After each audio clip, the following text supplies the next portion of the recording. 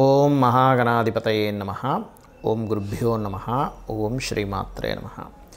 పరమేశ్వర స్వరూపమైనటువంటి జ్యోతిష, వాస్తు మరియు ఇతర అనేకమైనటువంటి శాస్త్రములను మనకు అందించినటువంటి మహర్షులకి నమస్కారం. హయగ్రీవ హయగ్రీవ హయగ్రీవేతి యో వదయేత్ తస్య నిస్సరతే వాణి జహ్నుకన్యా ప్రవాహవత్. అరుణాం కరుణాతరంగితాక్షీం ధృతపాశాంకుశపుష్పబాణచాపాం అనిమాదిభిరావృతాం మయూకైః అహమిత్యేవ విభావయే భవానీం. శ్రీమాత్రే నమః. ప్రేక్షకులకి ఆ లలితాంబిక అమ్మవారి యొక్క అనుగ్రహం పరిపూర్ణంగా కలగాలని మనస్ఫూర్తిగా కోరుకుంటూ మనం ఈరోజు మార్చి మాసంలో 12 లగ్నాల వారికి ఎటువంటి ఫలితాలు జరగనున్నాయి. సరే, లగ్నం తెలియదు, రాశి నుంచి చూసుకోండి, no problem. But first priority మాత్రం లగ్నానికే ఇవ్వండి. మరియు అదేవిధంగా ఏ విషయాల్లో జాగ్రత్తగా ఉండాలి, ఎటువంటి పరిహార మార్గాలు చేసుకోవాలి అనేటువంటి విషయాలు చెప్తుంది నేనైనప్పటికీ కూడా చెప్పేస్తుంది సాక్షాత్ లలిత అమ్మవారిగా భావిస్తూ అసలు గ్రహస్థితి ఏ విధంగా ఉంది అని చెప్పి చూసుకున్నట్లయితే మనకి మేషం నుంచి చూసుకుంటే వృషభ రాశిలో గురువు ఉన్నాడు, వక్రగతి పోయి. అదేవిధంగా మిథునంలో వక్రత్యాగం అయిపోయినటువంటి కుజుడు, కన్యారాశిలో కేతువు, కుంభరాశిలో రవిశనుల యొక్క గ్రహస్థితి ఉంది. అదేవిధంగా మీనంలో 3 గ్రహాలు రాహువు, శుక్రుడు, బుధుడు కలిసి ఉన్నారు. దీని తర్వాత 15వ తేదీ నుంచి రవి కూడా వచ్చి 4 గ్రహాలు కలిసి ఉంటాయి. 15వ తేదీ నుంచి కంటిన్యూస్గా ఈ యొక్క గ్రహస్థితిని అనుసరించి ద్వాదశ లగ్నాలు, లగ్నం తెలియని రాశుల వారికి ఎలా ఉంటుంది అనేటువంటి విషయం ఇప్పుడు మనం తెలుసుకుందాం. మిథున లగ్నము, మిథున రాశి. మిథునం వారికి కనుక చూసుకున్నట్లయితే మీకు మీ యొక్క రాశ్యాధిపతి 10వ స్థానంలో ఉన్నాడు. దీనివల్ల ఏమవుతుందంటే ఉద్యోగ ప్రయత్నాలు మీకు సఫలీకృతం అవుతాయి. అది కూడా వేరే దేశాలకు వెళ్ళి అక్కడికి వెళ్ళి చదువుకుంటూ ఉద్యోగంలో సంపాదించుకోవడం. ఒక పక్క చదువుతూ ఒక పక్క ఉద్యోగం సంపాదిస్తారు చూసారు. ఎందుకంటే మీ లగ్న చతుర్థాధిపతి వెళ్ళి 10వ స్థానంలో కూర్చున్నాడు, విద్యాకారకుడు అయ్యాడు, రాహుతో కలిసి ఉన్నాడు, శుక్రుడితో కలిసి ఉన్నాడు. కాబట్టి ఏంటి, anything creative related, medical related, software related ఇట్లాంటివి చదువుతూ అక్కడే మళ్ళీ ఉద్యోగం ఒకవైపు ఉద్యోగం చేస్తారు. ఈ రెండు సైమల్టేనియస్గా నడుస్తాయి. కాకపోతే లగ్నంలో కుజుడు ఉన్నందుకు కొంచెం హెల్త్ విషయంలో కొంచెం జాగ్రత్తగా ఉంటూ ఉండండి. వీలైతే కాస్త కందులు దానంగా ఇస్తూ ఉండండి. కొన్ని కాంపిటీషన్ రిలేటెడ్గా కొంత శత్రువులు, అంటే మీరెంత కూల్గా ఉందాం అనుకున్నా శత్రువులు తయారవుతూ ఉంటారు. ఎందుకంటే బికాస్ ఆఫ్ లగ్నంలో కుజుడు వల్ల.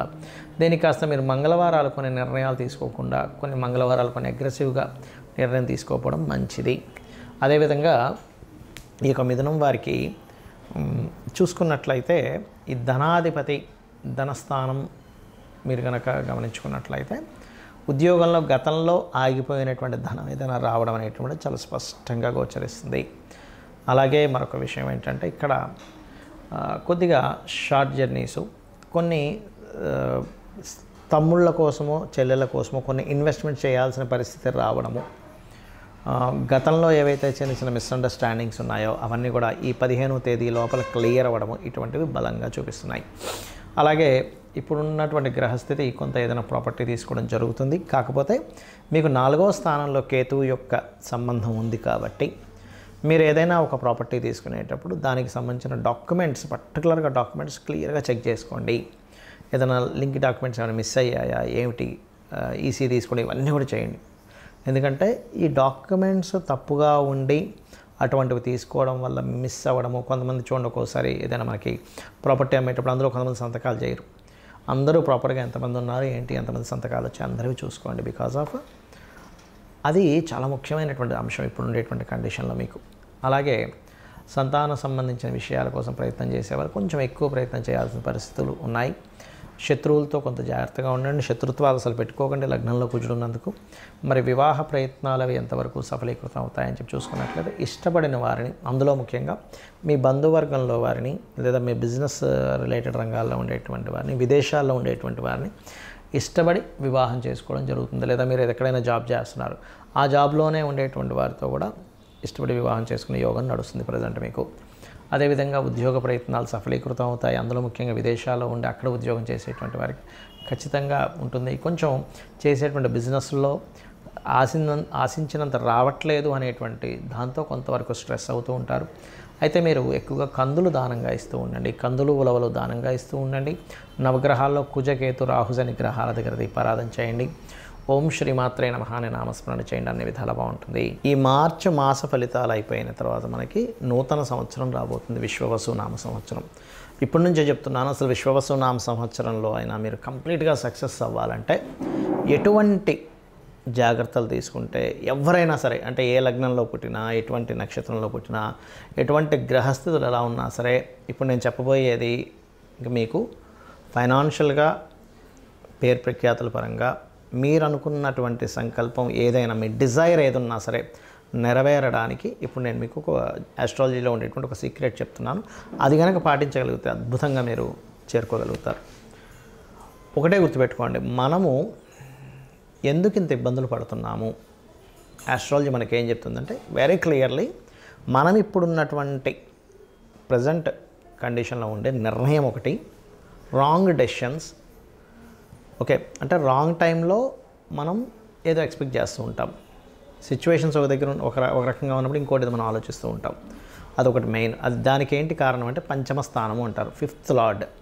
అదేవిధంగా రెండవది ఏంటంటే పూర్వజన్మల్లో మనం చేసిన కర్మ మనల్ని వెంటాడుతూ ఉంటుంది.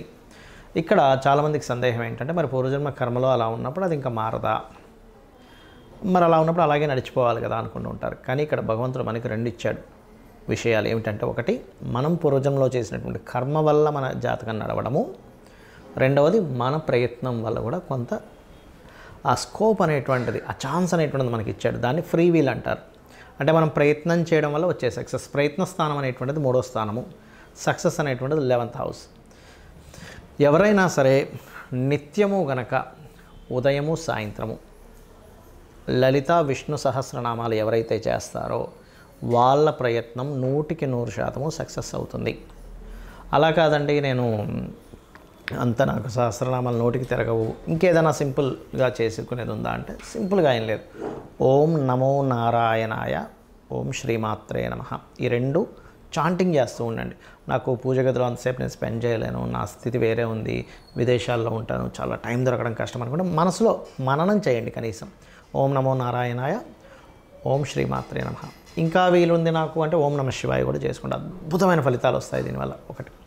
ఇక రెండవది ఏంటంటే ఇక నేను చెప్పేది ఒకటే, కొత్త సంవత్సరంలోకి నెక్స్ట్ ఈ మార్చ్ ఫలితాల తర్వాత నెక్స్ట్ మార్చ్ ఎండింగ్ నుంచి మనకి ఎట్లాగో విశ్వవసునామ సంవత్సరం వస్తుంది.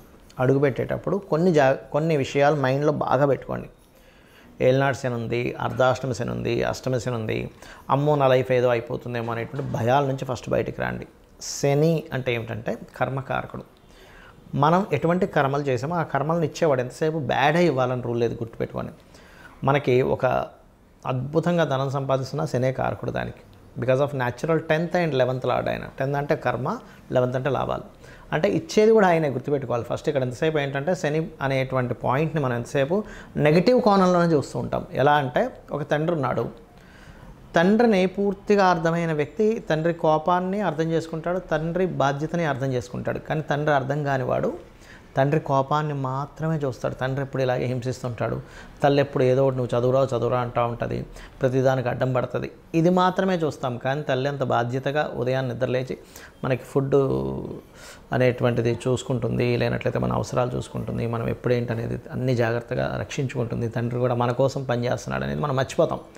ఎంతసేపు ఆయన కోపడుతున్నాడు, నేను ఖాళీగా కనిపిస్తే ఏదో ఒకటి అంటున్నాడు అనేది చూస్తాం. అలాగే శని విషయంలో కూడా ఇదే రాంగ్ జరుగుతుంది అందరికీ కూడా. ఏంటంటే శని అనగా నమ్మో ఏలినాడు శని, ఏం చేయాలి గజగజ ఉనికిపోవడం. ఇది కాదు.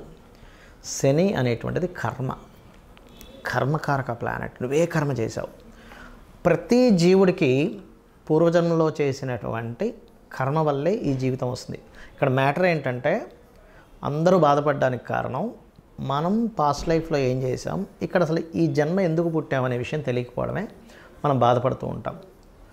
నువ్వు ఒక డాక్టర్ అవ్వాలనుంది, నువ్వు కొంతమందికి డాక్టర్గా నువ్వు సేవ చేయాలనుంది, అప్పుడు నువ్వు డాక్టరే సేవ చేస్తుంటావు. లేదా ఒక ఇంజనీర్ అవ్వాలనుంది, లేకపోతే ఒక మంచి టిఫిన్ సెంటర్ పెట్టాలనుంది, లేనట్లయితే ఇంకోటి ఏదో అవ్వాలనుంది. మనం ఏం చేస్తున్నామంటే అసలు ఏమవ్వాలనుంది, ఎందుకు పుట్టామనే విషయం మర్చిపోయి ఆ పుట్టిన విషయాన్ని, అది జరుగుతున్న అంశాన్ని ఎంజాయ్ చేయడం మానేసి అది అవ్వలేకపోయాను, ఇది అయిపోయానని చెప్పి బాధపడుతూ ఉంటాం. కానీ నువ్వు యాక్చువల్గా నువ్వు పుట్టింది ఫలానాది అవ్వడానికి. ఒక ఆస్ట్రాలజర్గా ఎవరికైనా ఏదైనా ప్రాబ్లం ఉంటే వాళ్ళకి గైడ్ చేసి వాళ్ళ ప్రాబ్లమ్ని గ్రహపరంగా ఏం చేసుకోవాలనేది స్పష్టంగా వాళ్ళకి క్లియర్గా చెప్పడానికి ఒక ఆస్ట్రాలజర్ అవుతాడు. అదేవిధంగా ఒక డాక్టర్ ఆ రోగాన్ని నివారించడానికి ఒక డాక్టర్ అవుతాడు. ఒక ఇంజనీర్ చక్కటి బ్రిడ్జెస్ లేకపోతే ఇల్లు కట్టుకోవడానికి ఇంజనీర్ అవుతాడు. అంటే అది కర్మ.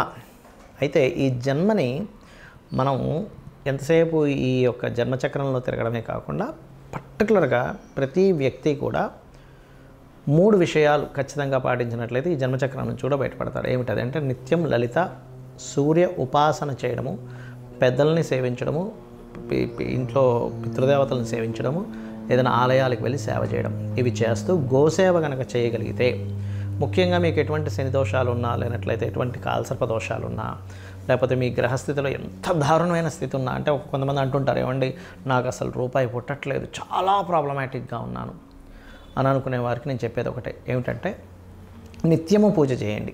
నిత్యము పూజ చేయండి, డైలీ మార్నింగ్ ఈవినింగ్. ఏమంటే మాకు అది సరిపోవట్లేదు, నిత్యం పూజ చేస్తున్నాను, ఒక యంత్రం పెట్టుకోండి చక్కగా. ఆ యంత్రాన్ని ఒక రాగిదాంతో చేస్తారు. ఆ యంత్రానికి ఏంటంటే